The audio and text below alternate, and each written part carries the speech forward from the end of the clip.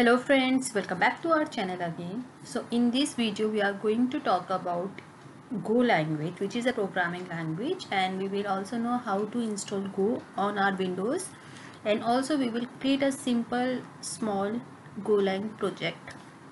So let's start. So let us first know what is Go language.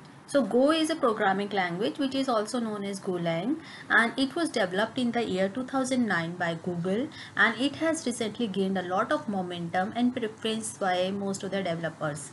Performance of Go is higher than Node. Node, as we also know that everybody knows that Node has made JavaScript as a programming language, backend programming language, and there are too many things that we can do with the help of Node.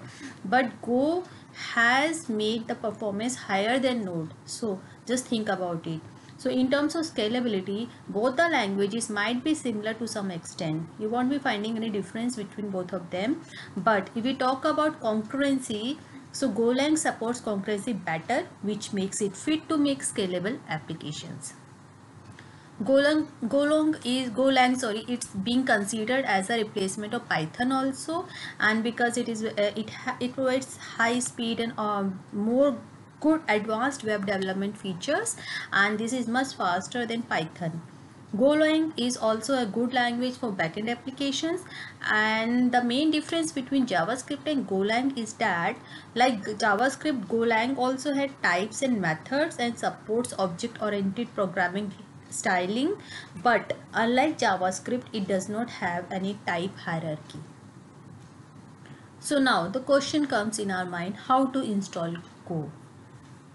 For this is very simple. Just go to the official website of golang.org.dl.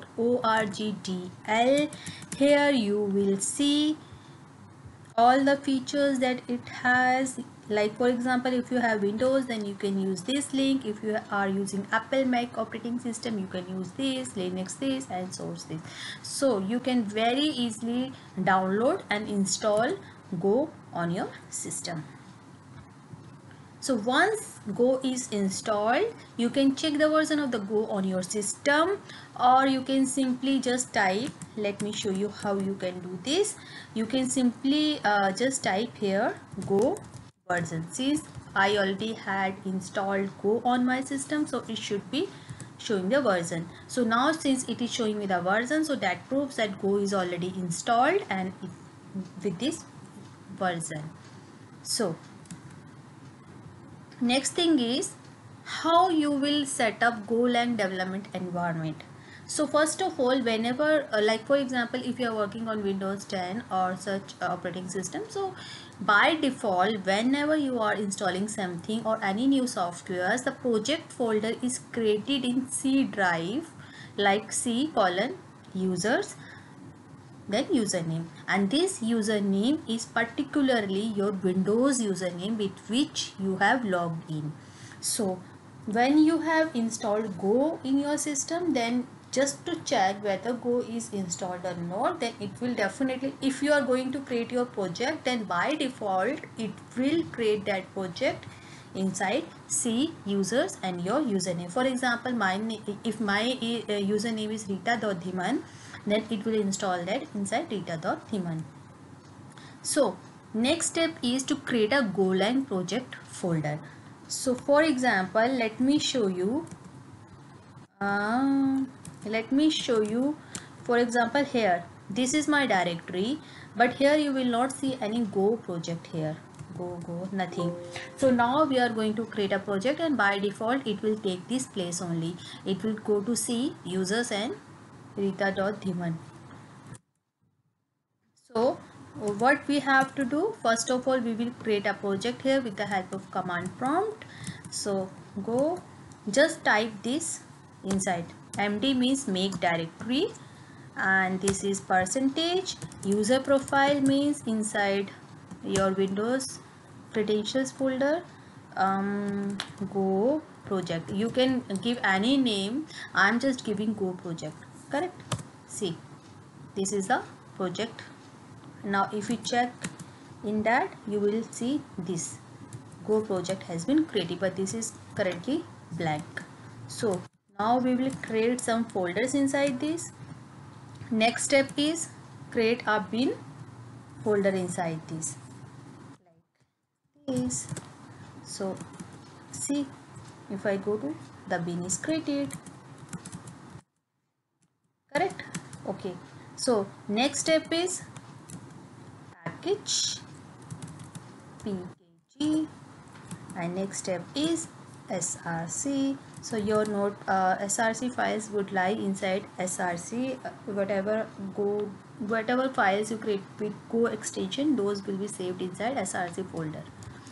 See, so what we have done, first we created a go project, then inside this we created 3 directories: bin, 3 folders: bin, pkg and src, correct? So here you will see all 3, but all 3 are currently blank, correct? So now, till now what we have learned, that how we can download Golang. It is free and open source. We can download it from its official website. Second step, we created a project, and then we created 3 folders inside that project folder. So next step, so now we have opened this uh, where is that, yeah, we have opened this project that we just have created Go project in Visual Studio Code. So what we are going to do, we are going to create a new file inside this src folder. So we can write this. So I just, so let me show you first thing, package main. This is a main package of your Go file, Go project. So first of all, you have to mention package main. Next comes your import fmt. Fmt is a kind of package or plugin, package that we would need. So we are importing this from the library. And then comes main function. This is a package and this is a main function that we need to assign. Inside this, we are just writing fmt.print in. This is my first Golang project. Now save it. Save it with name, you can give any name, but the extension should be Go, correct? So this is hello.go. Now how we will test it?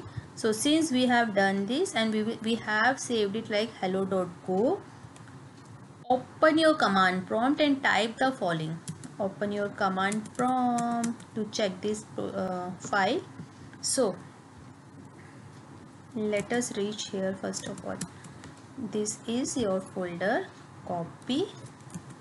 We can go from here also, or we can just a second. So let me cd here. So I reach to source, and here I will write just go run hello.go.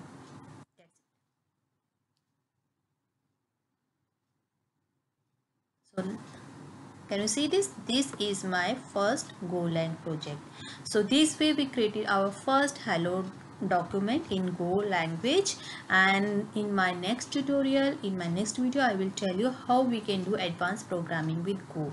But Go is really very interesting and very helpful language. It is free to use, open source, and since it is being developed and supported by Google, so obviously it is going to remain in the market for a very long time. But you might have got this question in your mind, what is .fmt that I had used here?